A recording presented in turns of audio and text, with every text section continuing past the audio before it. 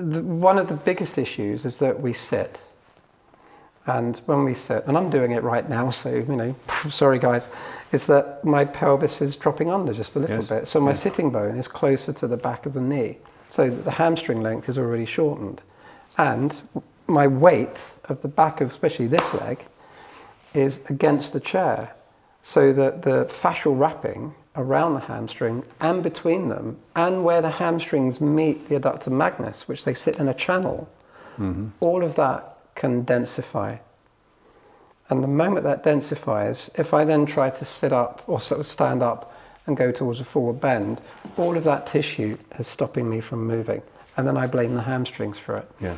But keeping myself in this position is shortening the structure. So then I'm creating a imbalancing its tensional arrangement. So I might need to bring movement back to that. So what's your answer then?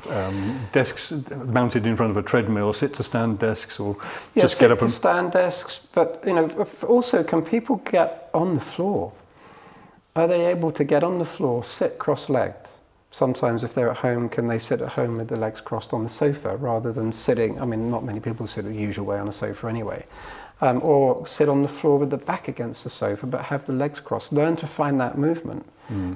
Good friend and colleague of mine who's a Pilates teacher since the 1960s, she's a woman called Hannah Jones, and she's on, aside from her Pilates teaching, she studied with an American tracker who's now in his 80s, Tom Brown Jr., and he learned from the First Nations individuals, or what we would have called North American Indians. Yeah.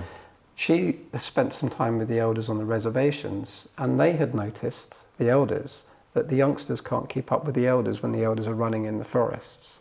And she said, well, why do you think that is? And they just said, chairs. And she said, why? She said, they don't squat and they don't sit cross-legged.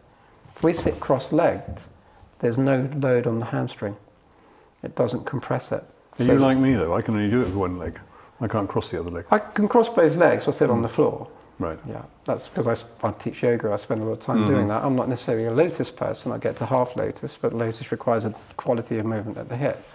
But that movement, you can get into sitting, standing and forward bending really quite quickly. And you haven't had to do a pre-stretch for any of that. It's already available to the system. Yeah.